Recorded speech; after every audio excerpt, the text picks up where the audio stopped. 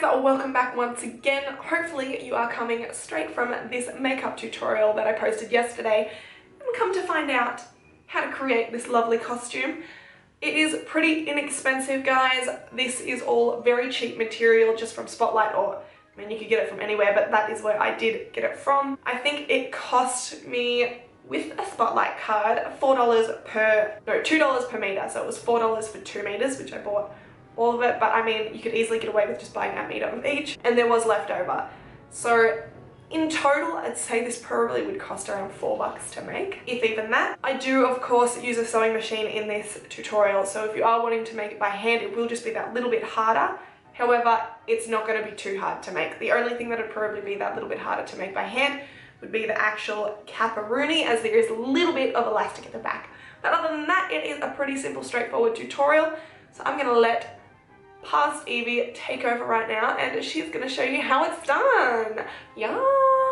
So first things, guys, you want to get some measurements of the shape that you actually want. I'm just using a chef's cap as a reference, as I want it that shape pretty much.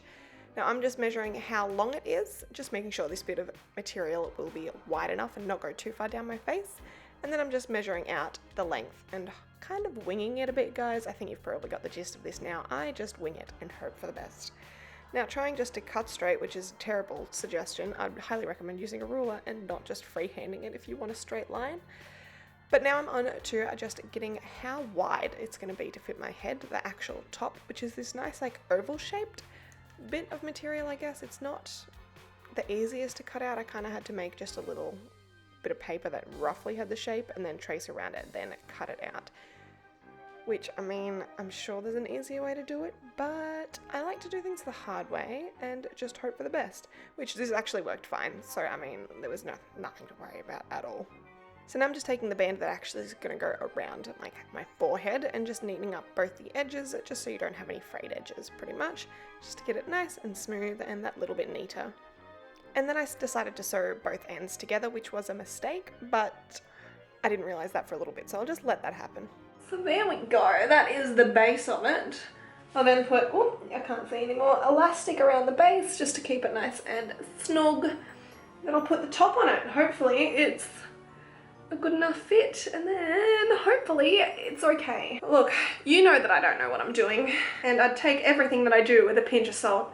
Anyone that actually knows how to sew would be watching me cringing, I can already tell. But this is you and me creating together because I have no idea what I'm doing. And this is where it all started to go downhill. I realized that I actually didn't know what I was doing and had sewn it together when I shouldn't have. Look, I learned from my mistake, and look, I figured it out in the end. Okay, so I realized where I went wrong. I shouldn't have made the band around my head connect first. I should have sewn it to the round bit and then sewn down this seam here. So I'm going to unpick this bit here, and then hopefully I'll be able to finish going around, and then I can re-sew that. Now I did consider this before I started sewing, but for some reason my brain said it was going to work, and clearly it doesn't work. So just gonna unpick it, and then hopefully I can continue on, no problem. See, we're both learning here, aren't we? Oh god, I'm an idiot. So once I had unpicked the seam that was joining the band together, I just went around with the top of the cap and the sides and just sewed that all together, bringing it all the way around to try and have the seam at the back of my head. Now I do believe I was left with a little bit of leftover kind of material, so I ended up just sewing that and cutting that off, just so I wasn't left with a nice big flap of material at the back of my cap. I'm not sure, my camera just cut out then, what you actually just saw. But there we go. That is it looking beautiful. I'm actually pretty darn impressed with that. It's a little chef's cap, or in this case, a nun's cap. Now it is a little bit loose, so I want to take in the back a little bit with some elastic.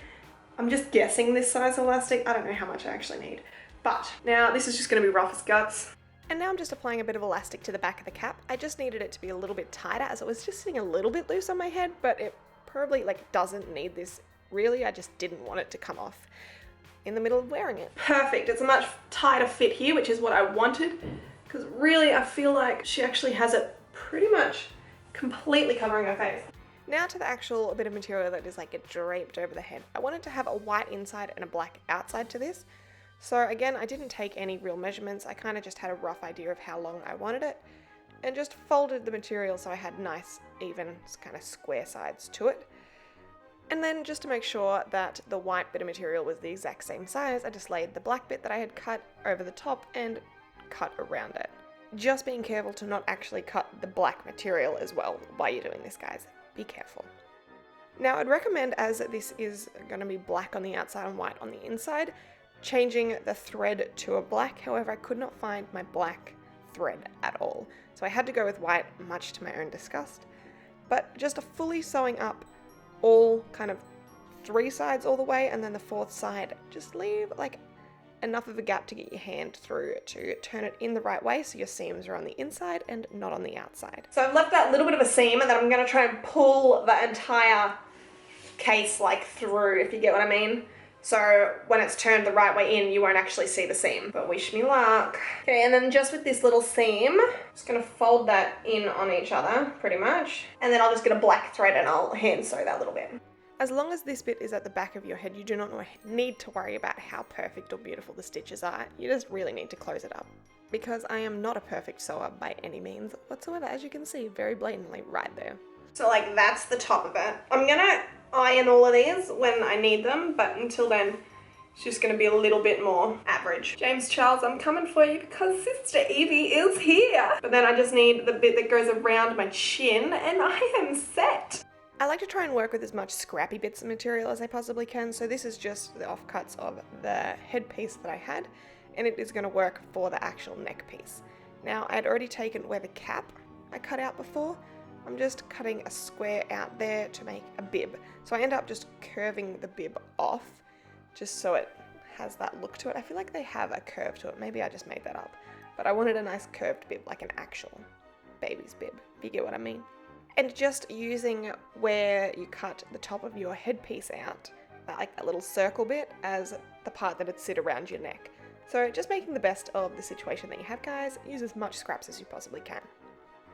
So then, as per usual with sewing, just neaten up the edges. I do find that I need to go back in and make the neck piece a little bit smaller than this, as it is too wide. It goes like all the way up to my chin and doesn't really sit as well as I would have liked. So I do go back in and sew it once again after this. So now this should be thin enough. Not sure how I want to connect it at the back. I mean, I could really just tie it, but that's a little bit sloppy. I might see if I can get some clips of some kind, or maybe some velcro. That'll probably work. So then going around with the actual bib, I'm just kneading up the edges by just creating a little bit of a seam. This is actually a lot harder than I expected it to be, as I had to individually stop and start and stop and start to fold it, as I couldn't figure out how to pin it to make it work. Then once you're ready to attach the neck piece, just put it in the center and pin it, and then just slowly work from one side all the way around to the other, just to get it nice and even so you do not end up with a lot more kind of material left on one side than the other. And then the last little bit of sewing that you need to do is just attaching the neck piece. Just take your time with it, guys. Don't rush. Get it nice and kind of spot on to the edge, otherwise it can look a little bit rumpled around the neck. But once that is done, just attach some Velcro on to the actual back of the neck piece, just so it can be done up and you don't have to worry about it too much. Just be careful, Velcro does really like to stick to your hair though. And I mean, it's a little bit rough and everything, but I think it's gonna do the job okay. I'm pretty happy with that. And then if I just have a black long sleeve, she'll be Apple. Okay, so thank you for watching, guys.